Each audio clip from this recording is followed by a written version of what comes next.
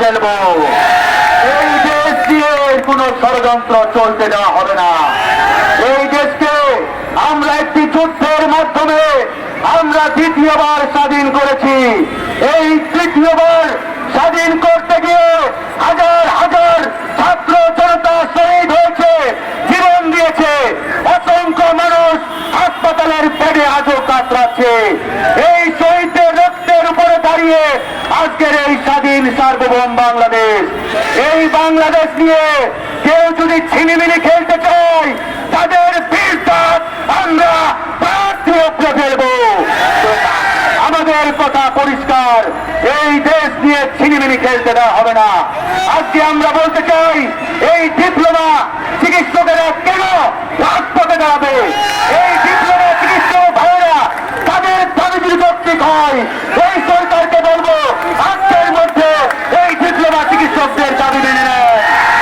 আজকের মধ্যে 1 ঘন্টাও কাল বিলম্ব করবেন না। এদেশে এখনো এই প্রশাসন, পুলিশে আওয়ামী লীগ এবং খুনি হাসিনার দোসরেরা ঘাপটি মেরে বসে আছে।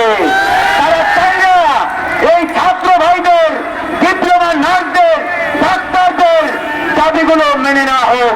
কারণ তারা চায় এদের যৌক্তিক দাবি মেনে নিলে খুনি হাসিনার সহযোগী যারা রয়েছে এরা অনেকেই বাদ পড়ে যাবে। এজন্য আপনাদের দাবি মেনে নেওয়া হচ্ছে না বন্ধুগণ। তাই আপনাদের আওয়াজ তুলতে হবে। এই প্রশাসন এবং পুলিশে যারা খুনি হাসিনার সহযোগী, ভারতীয় দোসর, রয়ের এজেন্ট, এদেরকে অনতি বিলম্বে পুলিশ, প্রশাসন এবং বাংলাদেশের প্রত্যেকটি দায়িত্বশীল জায়গা থেকে অব্যাহতি দিতে হবে, ছাঁটাই করতে হবে। এদেরকে আমরা আর এই বাংলার মাটিতে দেখতে চাই না। 1 মিনিটের জন্য, 1 সেকেন্ডের জন্য কোন দাবেদারি রয়ের এজেন্ট, ভারতীয় দালালকে আমরা দেখতে চাই না। প্রিয় বন্ধুগণ, কথা বলতে চাই না। আমাদের দাবি পরিষ্কার, শেখ হাসিনাকে বাংলাদেশে এনে বিচারের কাজ করাই দাঁড় করাতে হবে।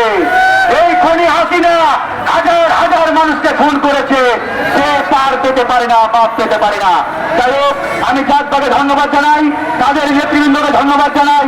ইনশাআল্লাহ আমাদের লড়াই শেষ হয় নাই, আমাদের লড়াই চলছে, লড়াই চলবে। ধন্যবাদ।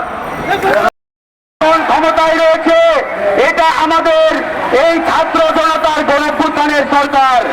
সুতরাং এই সরকারকে বুঝতে হবে ছাত্র জনতা কি চাই, এই ছাত্রদের কি দাবি। এই দাবি যদি যৌক্তিক হয়, আমি ডক্টর মোহাম্মদ ইউনূসের সরকারকে বলবো আর 1 মিনিটও কাল বিলম্ব না করে এই ছাত্র ভাইদের দাবি আপনারা মেনে নেন। 1 সেকেন্ডও কাল বিলম্ব করা যাবে না। মনে রাখতে হবে, প্রিয় ভাইরা একটু শুনুন, প্লিজ ভাইরা সবাই একটু শুনুন। 15 বছর ধরে এই দেশটাকে আওয়ামী ফ্যাসিবাদী খুনি হাসিনা ধ্বংস করে দিয়েছে।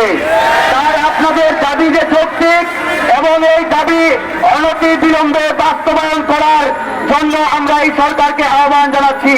তাই আপনাদের পক্ষ থেকে আপনাদের এই দাবি যদি থেকে থাকে লিখিতভাবে আমাকে দিবেন।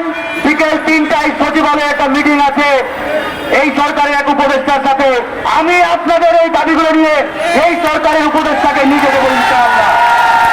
আমি ফারুক হাসান 3টায় সচিবালয়ে যাচ্ছি, আপনাদের এই দাবি নিয়ে আমরা কথা বলবো।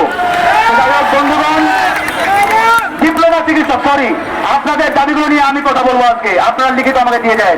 তো আজকের এই সমাবেশে জাতীয় গণতান্ত্রিক পার্টি যে পরিষ্কার দাবি তুলেছে, এই দাবির পক্ষে আমাদের কথা বলতে হবে।